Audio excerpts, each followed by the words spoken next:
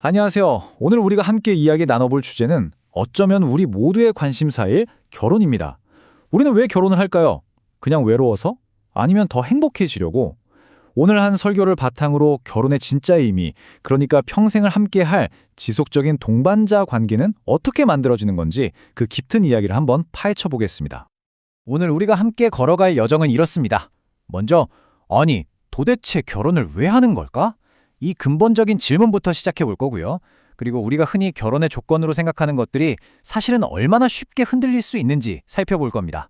그 다음엔 아주 새로운 관점이죠. 성경이 말하는 참된 우정이란 무엇인지, 또 그 우정을 단단하게 만드는 세 가지 기둥은 뭔지 알아보고, 마지막으로 부부가 함께 바라봐야 할 궁극적인 목표는 과연 무엇인지 이야기 나눠보겠습니다. 자, 그럼 첫 번째 이야기부터 시작해 볼까요? 바로 결혼 왜 하는 걸까요? 입니다. 우리 주변을 한번 둘러보죠. 사람들은 도대체 왜 한 사람과 평생을 함께하기로 약속하는 걸까요? 그 보편적인 이유들부터 한번 살펴보겠습니다. 여러분 한번 생각해 보세요. 우리가 영화나 드라마를 볼 때 아니면 친구들하고 수다 떨 때 결혼 왜 해? 이런 질문 나오면 보통 어떤 대답들이 나오던가요? 아마 지금 머릿속에 몇 가지 공통적인 이유들이 바로 떠오르실 거예요. 네, 맞아요. 바로 이런 것들이죠. 혼자 있기 외로우니까 지금보다 더 행복해지고 싶어서, 혹은 경제적으로 좀 안정되고 싶어서, 또 영화처럼 낭만적인 사랑을 실현하고 싶기도 하고요. 소스는 바로 이런 점들이 사람들이 결혼에 생각하는 아주 일반적인 이유라고 짚어줍니다. 실제로 요즘 인기 있는 연애 예능이나 결혼정보 회사가 내세우는 조건들을 한번 보세요. 거의 다 이런 부분들에 초점이 맞춰져 있죠. 자, 그런데 말이죠. 여기서 진짜 중요한 질문을 던져봐야 합니다.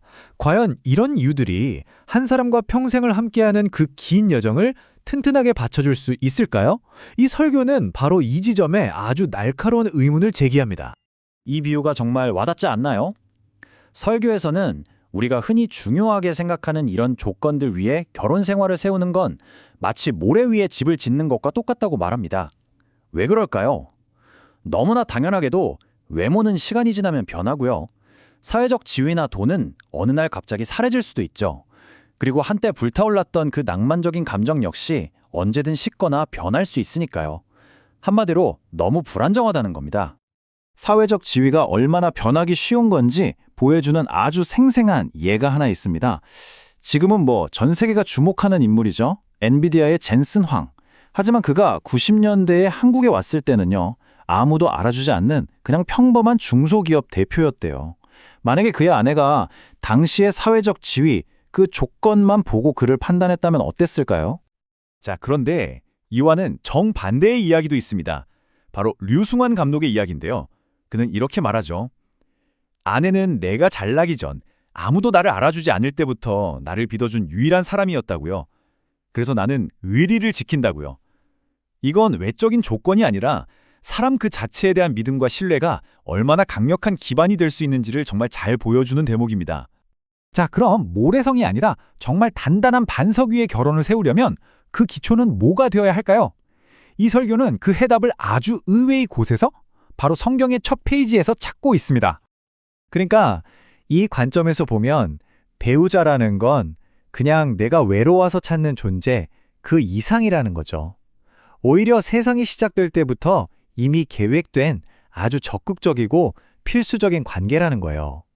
그리고 그 관계의 핵심을 딱 한 단어로 설명하는데 그게 바로 돕는 배필입니다. 근데 여기서 돕는 배필이라는 단어가 정말 중요해요. 이게 그냥 영어로 헬퍼라고 번역하면 그 깊은 의미가 다 안 살아요. 소스에 따르면 이건 훨씬 더 깊은 뜻을 가지고 있습니다. 바로 내 인생의 궁극의 아군, 세상에 둘도 없는 특별한 친구, 최고의 동반자라는 뜻이죠. 그러니까 부부관계를 서로에게 뭘 해줄 수 있는지 계산하는 관계가 아니라 깊고 진정한 우정의 관계로 다시 보라는 겁니다. 그렇다면 이 참된 우정으로서의 결혼은 구체적으로 어떤 모습일까요? 그냥 친하게 지내라는 막연한 이야기가 아니에요. 이 관계를 단단하게 받쳐주는 세 개의 기둥이 있다고 하는데요. 한번 같이 보시죠. 바로 이 세 가지 기둥입니다. 첫째는 한결같음. 상황이 좋을 때나 나쁠 때나 돈이 많을 때나 적을 때나 그런 외적인 조건에 흔들리지 않고 꿋꿋하게 곁을 지켜주는 사랑이죠. 둘째는 투명함. 서로에게 솔직하고 진심해서 기쁜 일은 같이 나누고 또 잘못된 점은 사랑으로 바로잡아주면서 함께 성장하는 관계를 말합니다. 그리고 마지막 공동의 비전. 두 사람이 각자 다른 곳을 보는 게 아니라 같은 목표를 바라보면서 함께 걸어나가는 겁니다.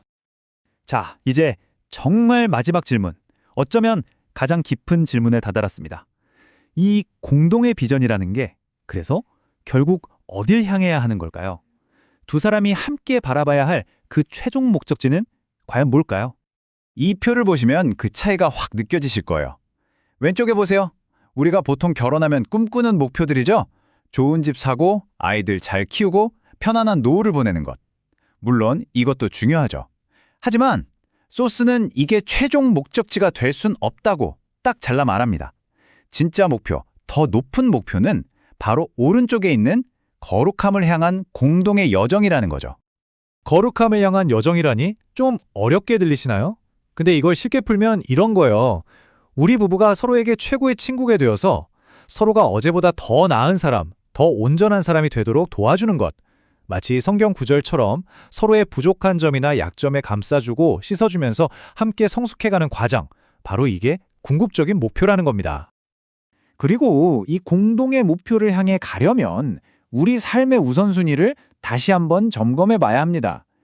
여기서 좀 파격적인 이야기가 나오는데요. 바로 궁극의 아군인 내 배우자와의 관계를 가꾸는 것이 자녀나 부모님, 심지어 내 일보다도 먼저라는 거예요. 이 가장 중요한 중심 관계가 튼튼해야만 두 사람이 함께 같은 목표를 향해 흔들림 없이 나아갈 수 있기 때문이죠. 이 조건 없는 사랑이라는 게 말이 쉽지 어렵잖아요? 이걸 아주 재미있는 비유로 설명하는데요. 혹시 옛날 일본 드라마 101번째 프로포즈 기억나세요? 외모 같은 조건은 좀 부족하지만 정말 진심으로 한 여자를 사랑하는 남자가 결국 다른 조건들을 보던 여자의 마음을 얻게 되는 이야기죠. 여기서 핵심은 이겁니다. 내가 먼저 조건 없는 사랑을 받았다는 그 깊은 이해와 경험이 있을 때 비로소 나도 내 옆에 있는 사람을 조건 없이 사랑할 수 있는 힘을 얻게 된다는 것이죠. 자, 오늘 이야기를 마무리하면서 이 질문을 여러분 한 분 한 분께 던져드리고 싶습니다. 지금 여러분 곁에 있는 그 소중한 관계는 어떤 토대 위에 서 있나요? 그리고 두 분은 지금 함께 어디를 향해 걸어가고 계신가요? 모래 위가 아닌 단단한 반석 위에서 더 높은 목표를 함께 바라보며 나아가는 그런 멋진 관계가 되기를 바라며 오늘 분석을 마칩니다.